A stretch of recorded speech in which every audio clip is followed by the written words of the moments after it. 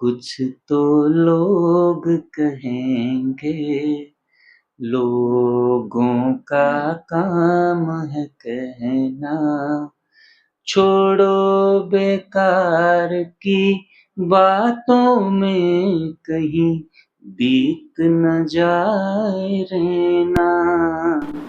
कुछ तो लोग कहेंगे। कुछ रीत जगत की ऐसी है, हर एक जुबा की शाम हुई। तो लोग जो भी सोच रहे हैं, जो भी अपना व्यू दे रहे हैं, उसके ऊपर से हमें उठना पड़ेगा। साधना कर रहे हैं हम, थोड़ी कोई डाइट प्लान फॉलो कर रहे हैं। महादेव को प्रसन्न कर रहे हैं, भोलेनाथ की कृपा हम पर बरसाने के लिए परमात्मा को मजबूर कर रहे हैं। इसलिए हमें थोड़ा सा मानसिक मनोबल लाना पड़ेगा। शादी पे जाते हैं, तब थाली पे किसी और की देखते हैं तो देखते हैं कि हम तो बेज लगा हुआ है, हम तो खा नहीं सकते, फिर वो दीदी को बोलेंगे। हाँ, तो ये अंदर से जो हमारी आसक्ति है वो मिटी नहीं है। स्थूल त्याग किया है आपने। जीवन का रंग बदलो, जीने का ढंग बदलो। सभी आज दूसरे दिन में प्रथम सत्र में जुड़े हैं। इस भोजन की प्रयोगशाला में प्रयोग करते करते अपने आप की न्यू डाइट सिस्टम की जो दिनचर्या है, वो दिनचर्या में हम पूरे ढल चुके हैं। सुबह फास्टिंग, दोपहर में ग्रीन जूस से शुरुआत, ग्रीन जूस के बाद हल्का सा सलाद या चटनी या एक आध फल, और शाम को रेसिपियाँ, और साथ में मैंगो तो है ही दोनों वक्त। तो इस दिनचर्या में हम अच्छे तरीके से ढलने का कारण यह भी है कि थोड़ी रेसिपियाँ, थोड़ा हल्का सा मसालों का प्रयोग, हल्का सा आग, जनरली आग का प्रयोग बहुत कड़ी बीमारियों में वर्जित है, लेकिन आदत लगाने के लिए जो खराब आदत है उन्हें छोड़ रहे हैं, अच्छी आदतों को ला रहे हैं। इसलिए हल्का सा 10% मात्रा में कहीं ना कहीं थोड़ा बहुत यूज़ कर लेते हैं, तो एक स्टार्टिंग में टेक ऑफ होने के लिए कोई ये चीज़ गलत नहीं है। तो इस दिशा में दिनचर्या जिसकी बदली, उनका जीवन बदला।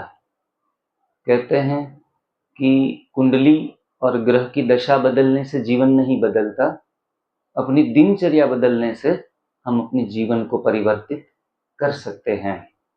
और एनडीएस कोई डाइट प्लान भी नहीं है, एनडीएस कोई भोजन शैली भी मैं तो कहूँगा नहीं है। एनडीएस एक जीवन को नई दिशा देने वाली, परमात्मा प्राप्ति का अनुभव कराने वाली दैवी साधना है। उस साधना के हम साधक बने हैं, जिनके कारण आपका शरीर का वास्तु भी परिवर्तन होता है।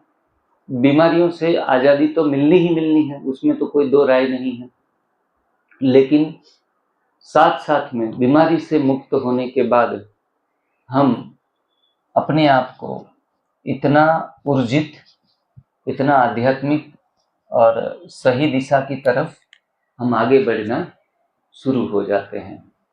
तो ये सुंदर जीवन यात्रा के आप पथिक बने हो, राही बने हो, इसके लिए विशेष रूप से हम सभी यहाँ जो भी लोग इस यात्रा में जुड़े हैं, पद्मा पदम भाग्यशाली है, बहुत किस्मत वाले हैं। परमात्मा की मर्जी से आए हुए आत्माएं हैं, खुद की मर्जी से नहीं, लेकिन कहते हैं कि अच्छे कार्यों में, अच्छी साधना में परमात्मा की मर्जी है तो हम जुड़ सकते हैं। तो कहीं ना कहीं हमारा भाग्योदय हुआ है, इसलिए ये भाग्य बनाने वाली साधना के हम हिस्सेदार बने हैं, पार्टिसिपेट बने हैं, और कुछ सुनने के लिए तन से और मन से खुले बैठे हैं।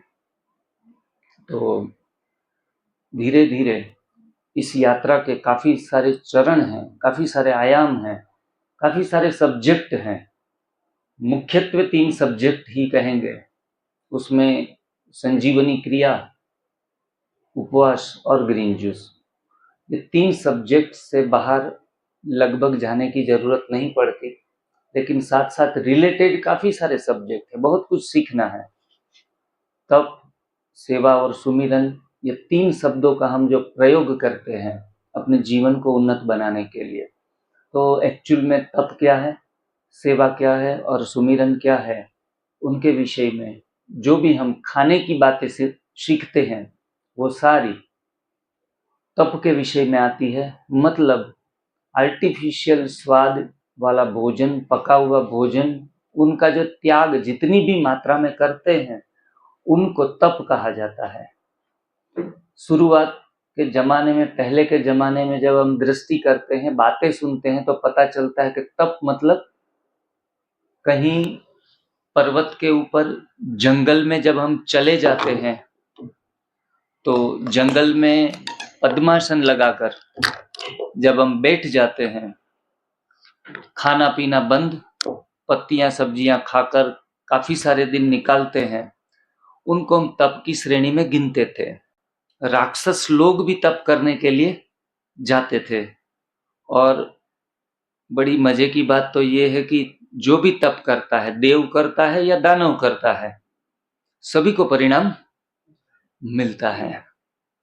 इसी साधना में, न्यू डाइट सिस्टम की साधना में, साधु जैसा स्वभाव हो या शैतान जैसा स्वभाव हो, कोई भी 5 दिवसीय शिविर करता है तो उनका शुगर, बीपी, मोटापा तो जाता ही है, क्योंकि परमात्मा बंधा हुआ है। जो तप करेगा उसको वरदान की प्राप्ति होनी ही होनी है। लेकिन हम ऐसे तपस्वी मूर्त बने जो योगी की श्रेणी में आए, जो देवों की श्रेणी में आए। हमें तप करके राक्षस नहीं बनना है, भस्मासुर नहीं बनना है। भस्मासुर ने, हमने सुना है कहानियों में, बहुत तप किया था और महादेव प्रसन्न भी हुए थे। और क्या वरदान मांगा था? वो अपने दुश्मनों को माफ नहीं करता कि भाई दुश्मनों को इस सृष्टि से सारे खत्म कर दूं, इसलिए कहता था कि मैं जिसके ऊपर हाथ रख दूं वो भस्म हो, मारने की भी जरूरत न पड़े।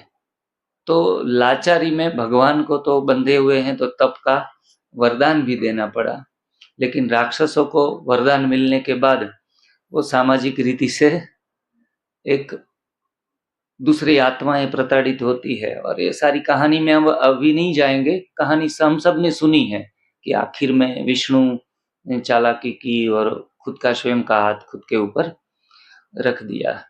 तो ऐसे हमें न्यू डाइट सिस्टम की दिनचर्या में ऐसे तपस्वी नहीं बनना है कि भस्मासुर की तरह पहले वरदान मांग ले और बाद में बार बार अपने ऊपर हाथ रखकर वापस शिविर में आते रहें। तो ऐसा टाइटल हमें नहीं चाहिए। नहीं रोक पाए अपने आप को। मेवा, मिष्टान, मिठाइयाँ फिर खाना शुरू कर दिया। पहले शाम को एक बार हल्का हल्का खाने लगे, फिर दोपहर में भी मन मर्जी उसकी तरफ चली गई और वापस गंगा में पवित्र होने के लिए आ गए।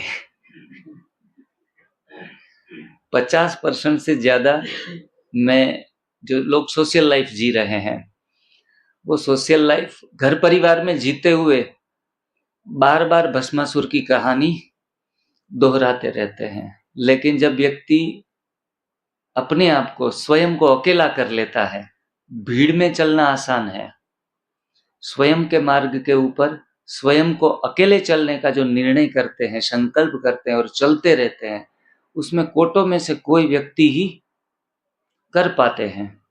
तो हमें भीड़ में चल के भेड़ की चाल चलना बंद करना पड़ेगा और हमें शेर की चाल चलना पड़ेगा। एक अकेला ही काफी हो जाता है। कोई कहे कि ये क्या शुरू कर दिया, न्यू डाइट सिस्टम मतलब new drama start, NDS, new drama start घर में हो जाता है तो घर वाले कई बार परेशान हो जाते हैं। कच्चा ही खा रहे हैं, बिल्कुल रोटी दाल चावल छोड़ दिया, मरने वाले हैं। तो ऐसी चिंताएं घर वाले करना शुरू कर देते हैं कि ये नया ड्रामा स्टार्ट हो गया। NDS मतलब नया ड्रामा स्टार्ट। तब पता चलता है कि एक अकेले को चलना कितना कठिन होता है। फिर ज्यादातर लोग झुक भी जाते हैं रिलेशन में, संबंधों के आगे।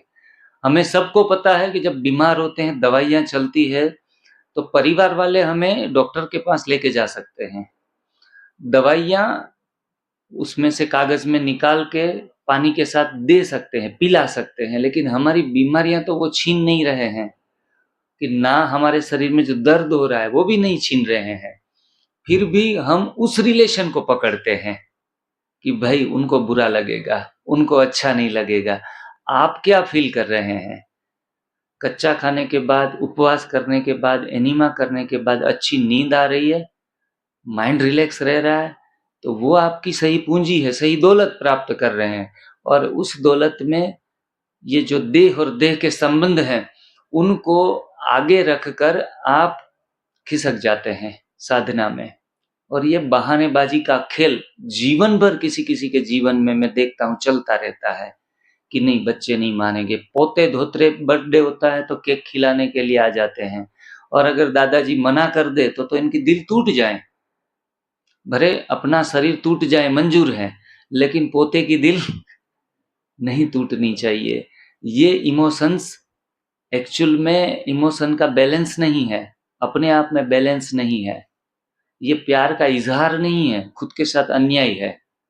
और उनको भी जो हम करते हैं वो हमारे बेटे भी, बच्चे भी करते हैं, उनके बच्चों के बच्चे भी फॉलो करते हैं। आपकी कही गई बातें आप जब चले जाएंगे तो भूल जाएंगे, लेकिन आपने जो जिया है प्राकृतिक तरीके से वो 7 पुश्तों तक याद रखते हैं कि एकदम सरल, सहज और प्राकृतिक जीवन जीना उनका था।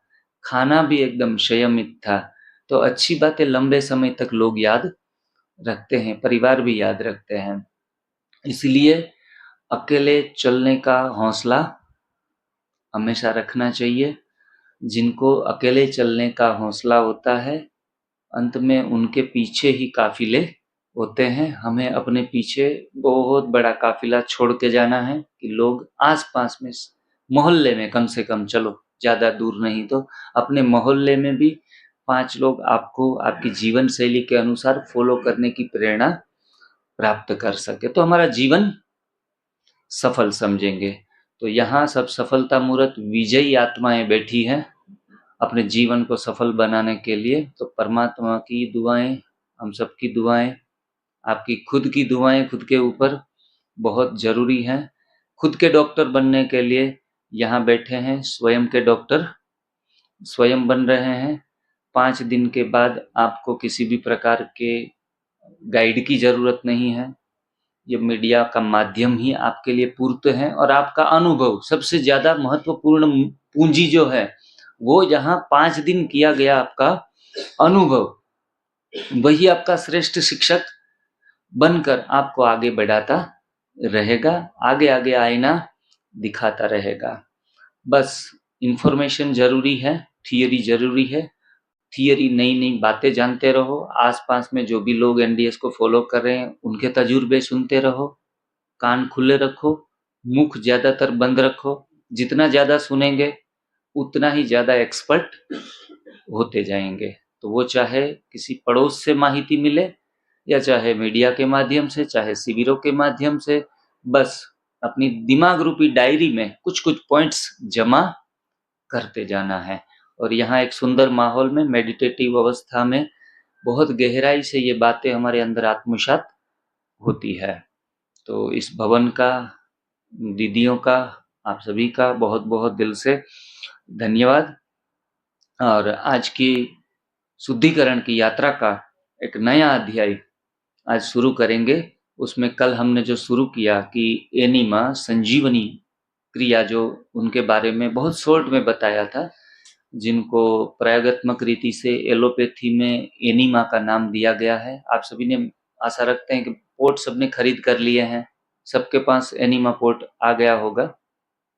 अब उनको 2500 साल से, सतयुग में तो ये एनिमल लेने की जरूरत ही नहीं है, लेकिन 2500 साल पहले आयुर्वेद में एनिमा की प्रक्रिया है, उनको जो प्रक्रिया को बस्ती प्रक्रिया के नाम से जाना जाता है। ये वर्ड्स जो आयुर्वेद में रुचि रखने वाले हैं उन्होंने सुना होगा, लेकिन जिन्होंने बिल्कुल ही इस विषय में जिनकी रुचि नहीं है उनको पहली बार सुनाई कि बस्ती प्रक्रिया आजकल की नहीं है। 2500 साल पहले ऋषि मुनि जो थे वो भी बस्ती प्रक्रिया करते थे, जहां किसी भी प्रकार का इंस्ट्रूमेंट नहीं था उनके पास।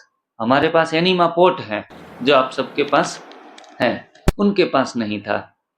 और वो इसी क्रिया को जो हम इस माध्यम से करते हैं इस इंस्ट्रूमेंट के, वो कुछ यौगिक क्रियाओं के द्वारा पेड़ पौधों की टहनियों का माध्यम लेते थे और उनकी मदद से मल मार्ग में पपीते की डंडी या बांस की नरम डंडी डाल के जो मूल बंध लगाते थे, वैक्यूम क्रिएट करके सरोवर में जलाशय में बैठ के अंदर को पानी खींच लेते थे वो डंडी के माध्यम से।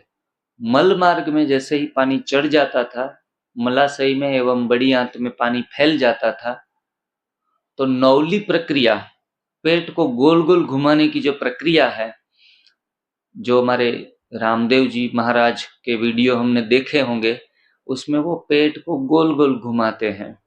तो इसमें सारा कचरा घूमता है, पानी घूमता है और आंतों से जो चिपका हुआ वेस्टेज है वो पानी के साथ चिपक कर आंतों के माध्यम से बाहर निकल जाता था। तो ये प्रक्रिया, नौली प्रक्रिया, अब हम भूल चुके हैं, हमें आती भी नहीं, हमें मूलबंध लगाना भी नहीं आता, और लगाते हैं तो थोड़ा बहुत कोई योगाचार्य सिखाते हैं तो 1 आध मिनट के लिए 30 सेकंड के लिए लगा लेते हैं, लेकिन सही अर्थ में सही प्रक्रिया के अनुसार सावधानी रख के ये चीजें हमें नहीं करना आती।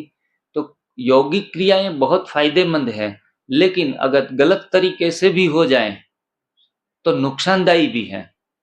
पद्मासन लगाना नहीं आएगा, जोर जबरदस्ती से लगा लेंगे तो हो सकता है मसल्स, काफी नुकसान हो सकते हैं कि पूरी संभावनाएं हैं। लेकिन एनडीएस एक ऐसी प्राकृतिक पद्धति है जिसमें किसी भी प्रकार के नुकसान की आशंका नहीं उठती। तो इस प्रकार से ऋषि मुनि अपने आप को 100 साल 150 साल अच्छे तरीके से बिल्कुल हेल्दी सरवाइव करते थे।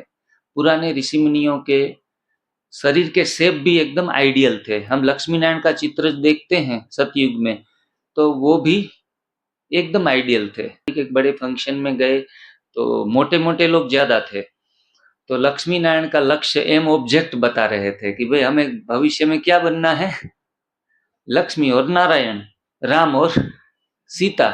तो सब मोटे मोटे, तो सबको कहा गया कि पहले तो दुबले होना पड़ेगा, थोड़ा सा लक्ष्मी नारायण कोई भी मोटे मोटे, मोटे मोटे होते हैं। पुराने समय के रामायण में महाभारत में हमने देखा है कौन मोटे होते हैं, राक्षस मोटे होते हैं, पेट बड़ा, सिर बड़ा, बाजुएं बड़ी बड़ी। तो ये सारी, अगर मोटापा ज्यादा आता है तो राक्षस की तरफ हम बढ़ सकते हैं, उस जाति में हम अपना नॉमिनेशन कर सकते हैं। अगर प्राकृतिक खाने वाला आत्मा इंसान, कभी भी मोटी होने की संभावना नहीं है। एक्चुअल में एकदम से लक्ष्मी नारायण जैसा शेप प्राप्त करना 3 या 6 महीने का खेल है। एक बात याद साथ में ये भी रखनी है कि प्राकृतिक भोजन खाते खाते कई बार जो ऑलरेडी सिमेट्रिकल हैं वो थोड़े ज्यादा दुबले हो जाते हैं। इनके कारण उनको बहुत सामना करना पड़ता है सोसाइटी का। घर परिवार वाले पहले ही बोलते हैं, फिर अड़ोस पड़ोस में, फिर सोशल में जहां भी जाते हैं तो बोला यार बहुत दुबले दिख रहे हो, ये क्या आरंभ कर दिया आपने, अब आप कुछ लेते क्यों नहीं। तो इस विषय में थोड़ा युक्ति युक्त आपको चलना पड़ेगा अगर ज्यादा दुबले हैं तो। लेकिन मैं तो अक्सर कहता हूं कि बड़े जब दिखते हैं लोग तो मोटा देख के डरना मत और दुबला देख के भीड़ना मत। तो दुबले लोगों से भी भिड़ते हैं तो सामने वाले को हरा देते हैं। शरीर भले दुबला हो लेकिन अंदरूनी ताकत जो है, आत्मा की पावर इतनी बढ़िया होती है। मैं बहुत दुबला हो गया था, 98 कन्वर्ट इनटू 45, तो लोग परेशान। मैं परेशान नहीं था, मेरी सारी परेशानियां खत्म हो चुकी थी 45 का होने के बाद, लेकिन स्केलेटन माफिक दिख रहा था। अनाज बंद किया तो हमारी दीदी कहने लगी कि भाई थोड़ा अनाज लेना शुरू करो, क्योंकि लोग मरने पर अनाज छोड़ते हैं। जब मौत सामने दिखता है ना, तो धीरे धीरे करके अनाज छूट जाता है। तो और दूसरे जो फ्रेंड सर्कल के जो भी जितने भी लोग थे, वो सारा एक ही कमेंट्स करते थे कि इनको कोई महामारी, कोई जो घातक बीमारी लागू पड़ गई है। पहले तो बीमार थे ही, लेकिन सरवाइव अच्छा कर रहे थे, क्योंकि वाटरमेलन जैसा फेस और वो जो लेमन जैसा हो जाए तो इतना डिफरेंट कोई बर्दाश्त नहीं कर पाएगा। तो चमक दमक भी थी, बीमार होते हुए भी चमकता था, क्योंकि घी दूध मक्खन सब जा रहा था। तो ये सब खाते खाते चेहरा तो चमकेगा, है फेट होता है, इसलिए ऑयली स्किन रहेगी, आपकी चमक दमक एनडीएस वालों से भी ज्यादा बन जाती है। तो इस हिसाब से सारे ब्रह्मा कुमारी के सभी लोग बस मेरे पांव पकड़े, हाथ पकड़े कि अब बस करो। जैसे कोई तपस्वी बैठ गया, कब खाना पीना अन्न जल ग्रहण नहीं करेंगे, मौत भी आ जाए। तो ये मेरा पुराने वाला फोटो आप देख रहे हैं, 98 का, जो चश्मे भी लगभग 3 नंबर के चश्मे पहनता था। और बुलेट, मैंने वो स्कूटी थी ना, तो वो बेच के बुलेट ले लिया, क्योंकि पतला आदमी स्कूटी पे अच्छा नहीं लगता। ये ट्रांसफॉर्मेशन मैंने एनडीएस में फील किया है। अभी आप देखो, ये मधुबन के फोटो, ये हमारे ब्रह्मा कुमार भाई, हमारे आज रूपेश भाई हैं, और ये हमारे पोरबंदर के भाई लोग हैं जो साथ में बैठे हैं। ये 4 हमारे रमेश भाई, दूसरे हैं बाबू भाई, और सारे लोग हैं। वो देखते थे, इनकी उम्र से भी मैं बड़ा लगता था। मेरी उम्र थी 30-35 साल, वो थे 60 के। ये राजा थाली, मतलब बाबा ने क्या किया कि घर का ही खाओ, तो घर का जितना था उतना खा लेता था, बाहर का नहीं खाता था। बाहर का भोजन वर्जित है ब्रह्मा कुमारी वालों के लिए। तो लोग टूट पड़ते हैं कि घर में पत्नी को बोले कि अच्छी अच्छी वेराइटीज 3 प्रकार की सब्जियां बनाओ, वो चाहे बाजरे की रोटी भी बनाओ, एक पराठा भी दे दो, क्योंकि संगम युग जो है मौजों का युग है। खाओ पियो और मौज करो। बाहर का खाना फिर भी कॉलर टाइट करके घूमते थे कि मैंने 15 साल से बाहर का खाना नहीं खाया। इनका मतलब ये नहीं, बाबा छुट्टी नहीं दे देते हैं कि घर का जितना हो सारा निपटा लो। खाने की हबच, खाने की लालच कई बार बढ़ जाती है। हम संयमित होना शुरू करते हैं ना कि अब बाहर का तो हम कुछ भी नहीं खा सकते। दीदी एक काम करो, जलेबियां बनाओ ना। शादी पे जाते हैं, तब थाली पे किसी और की देखते हैं तो देखते हैं कि हम तो बेज लगा हुआ है, हम तो खा नहीं सकते, फिर वो दीदी को बोलेंगे। हाँ, तो ये अंदर से जो हमारी आसक्ति है वो मिटी नहीं है। स्थूल त्याग किया है आपने, बाहरी त्याग किया है, लेकिन वही चीज हम सेंटर पे और बेहतर बनाकर खाते हैं। फिर वो जो मसाले डोसे भी, कुछ भी जो भी हमने अच्छा लगता है, पानी पूरी, बाजार के लोग जो भी खा रहे हैं, वो कोई भी चीज आध्यात्मिक स्थानों के ऊपर छूटती नहीं है, 2+ होके आती है। हाँ, एक बार मैं बड़े रिट्रीट सेंटर पे गया तो पूरा फंक्शन खत्म हो गया। शाम को 3 घंटे का मैंने लेक्चर लगातार लिया। खत्म होते ही जो पुराने बीके भाई थे बोले, भाई जी आपकी मेहमान नवाजी तो करनी पड़ेगी। मैंने कहा हाँ जी, कोई मेहमान नवाजी करता है तो मेरे लिए स्पेशल ताजा गन्ने का जूस लेके आते हैं और नारियल पानी पिलाते हैं। तो ये हमारी मेहमान नवाजी होती है एनडीएस वालों की। तो उन्होंने मुझे फंक्शन था उसमें इन्वॉल्व किया, तो प्लेट भर के आ गई। बोला भाई जी पनीर का साग है। तो मैंने कहा इस तरीके से पनीर, एक हम जब पार्टी करते हैं ना तब पनीर का साग बनाते हैं। मैंने कहा पनीर मतलब मिल्क प्रोडक्ट का सबसे सड़ा हुआ हिस्सा, सबसे सड़ा हुआ, जो पशु भी खाना पसंद नहीं करेंगे, और उनको हम पार्टी के रूप में लेके आ रहे हैं। इतने दिन के बाद खराब, जब दूध, हम सबको पता है दूध फट जाता है, बास मारने लगता है, खराब हो जाता है, तब वो जो फोम ट्रांसफॉर्म होता है वो पनीर का कन्वर्जन है। और वो चीज हम बड़े शौक से, चाव से, ज्यादा पैसे देकर खा रहे हैं। जो बहनों को पीसीओडी ये वो सारी समस्या होती है ना आजकल काफी सुनने, उसमें सबसे ज्यादा पनीर के थ्रू होती है। पनीर से लोगों को कैल्सिफिकेशन होके जो स्टोन बनना शुरू हो जाते हैं शरीर में, किडनी में, इधर उधर जहां भी सिस्ट बनती है, वो भी सारा मिल्क एंड मिल्क प्रोडक्ट सारा काम कर रहा है। तो कुछ हेल्दी डाइट को हम सही समझकर जो इस्तेमाल कर रहे हैं वो ही हमारी महामूर्खता है।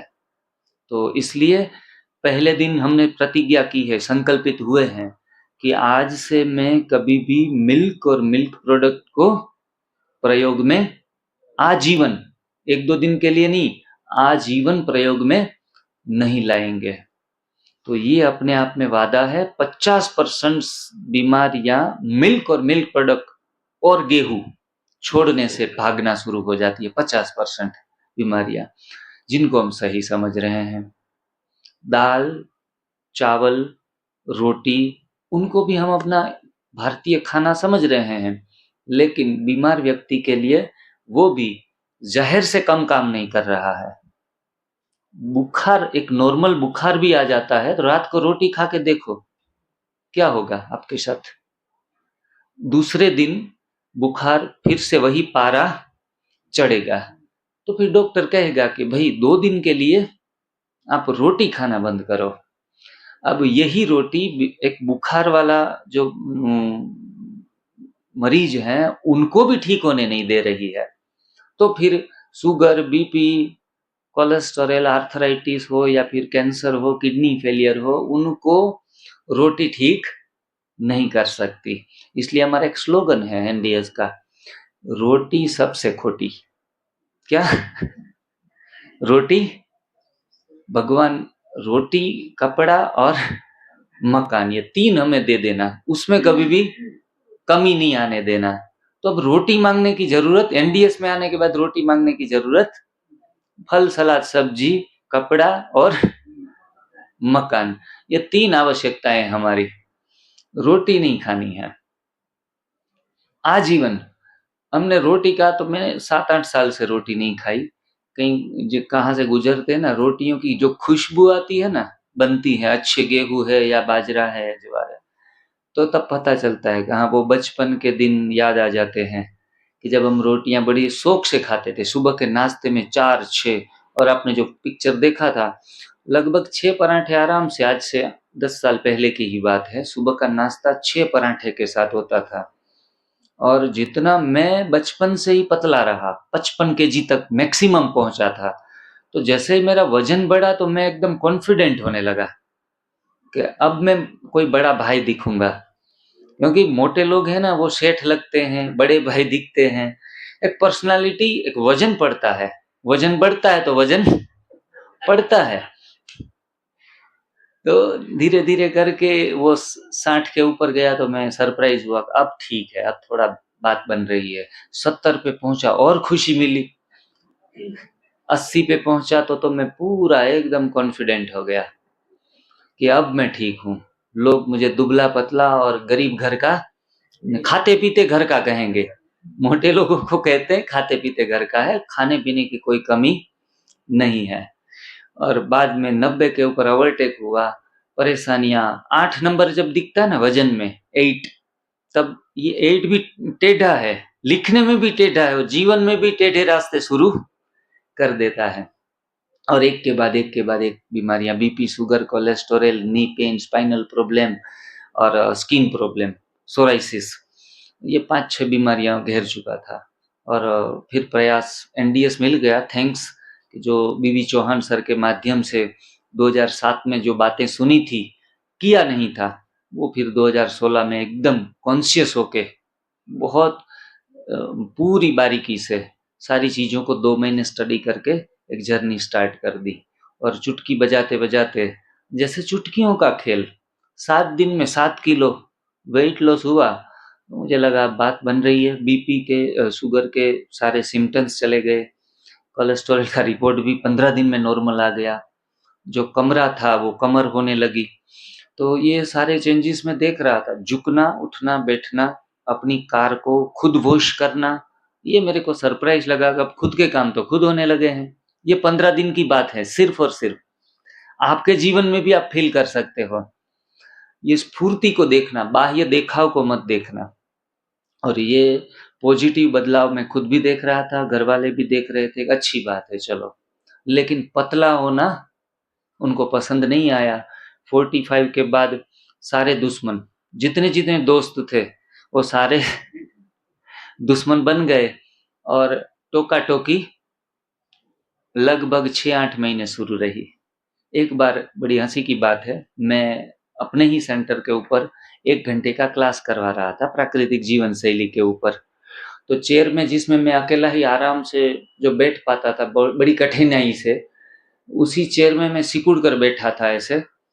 तो लेक्चर सुनना सबको बहुत पसंद आया। माताएं बहनें जो बहुत प्यार देती है, संभाल करती है हमारी, तो वो माताएं बहुत प्यार से गौर से सुन लिया कि घुटनों का दर्द जाता है, कमर का दर्द जाता है, आंखों की रोशनी बढ़ जाती है, नींद अमृत वेले खुल जाती है, सारे फायदे ठीक है, हमने सब कुछ सुन लिया।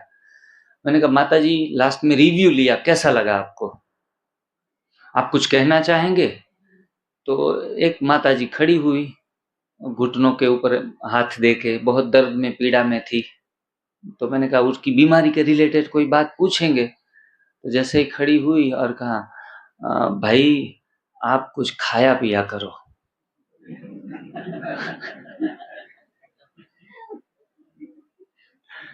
खाते नहीं, क्योंकि मुझे 10 साल से वो देख रही थी और बड़ा प्यार लुटाती थी, हर बात में छोटी छोटी बात में मेरा ख्याल रखती थी। अब तो हमें चिंता हो रही है। और 1-2 माताओं की आंखों में आंसू आ गए कि भाई मुझे, हम जब आपके सामने देखते हैं ना तो देख भी नहीं पाते, इतने आप दुर्बल और कमजोर दिख रहे हो, कोई पर्सनालिटी पूरी खत्म हो गई है कि भाई को कुछ हो गया है। अब आप सोचो ये झेलना आपको कठिन तो होगा ही होगा, तब अपने आप को अंदर की आवाज को सुनते फॉलो करना एक कठिन हो जाता है। फिर सेंटर पे थोड़ा जाना, जो दिन में 2 बार मैं सेवाओं में जाता था, वो सप्ताह में 2 बार जाने लगा, क्योंकि मुझे एक सच्ची चीज पकड़ में आ गई थी। सब आपकी दीदी तो आपको सपोर्ट कर रही है, सारी बहनें सपोर्ट कर रही है एनडीएस के लिए, और सप्ताह में 2 बार जाते जाते अपने आप को रिकवर फिर बॉडी होता गया धीरे धीरे करके। न चाहते हुए भी मेरा वजन फिर 66 पर आ गया। आज फिलहाल आज के दिन में लगभग 66 के आसपास वेट है। तो पहले नीचे भी जाओगे, वो जो पेंडुलम है ना, इधर घूमता है फिर इधर आता है, ऐसा 1 साल चलता गया और धीरे धीरे आंदोलन समाप्त होके आप आइडियल वेट के ऊपर आ जाते हो, सेटल हो जाते हो, ठीक है। और बाद में किसी को कुछ कहने का मौका, लेकिन इतना पैशन चाहिए, 1 साल 1.5 साल या फिर 2 साल भी समझ लो। इसीलिए कुछ तो लोग कहेंगे, लोगों का काम है कहना।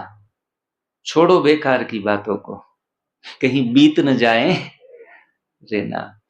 कुछ तो लोग कहेंगे, लोगों का काम है कहना। छोड़ो बेकार की बातों में कहीं बीत न जाए रहना। कुछ तो लोग कहेंगे। कुछ रीत जगत की ऐसी है, हर एक जुबा की शाम हुई। तो लोग जो भी सोच रहे हैं, जो भी अपना व्यू दे रहे हैं, उसके ऊपर से हमें उठना पड़ेगा। साधना कर रहे हैं हम, थोड़ी कोई डाइट प्लान फॉलो कर रहे हैं, महादेव को प्रसन्न कर रहे हैं, भोलेनाथ की कृपा हम पर बरसाने के लिए परमात्मा को मजबूर कर रहे हैं। इसलिए हमें थोड़ा सा मानसिक मनोबल लाना पड़ेगा, और वो मनोबल मेडिटेशन से आता है, सुमिरन से आता है। मेडिटेशन कभी भी मिस ना करें, सुबह भी मेडिटेशन करें, शाम को सोने से पहले भी मेडिटेशन अवश्य करें। अपने आप को, अकेले को, एकांत में परमात्मा के सामने बिठा दे 5 मिनट के लिए भी, क्योंकि आत्मबल, मनोबल वहां से ही आने वाला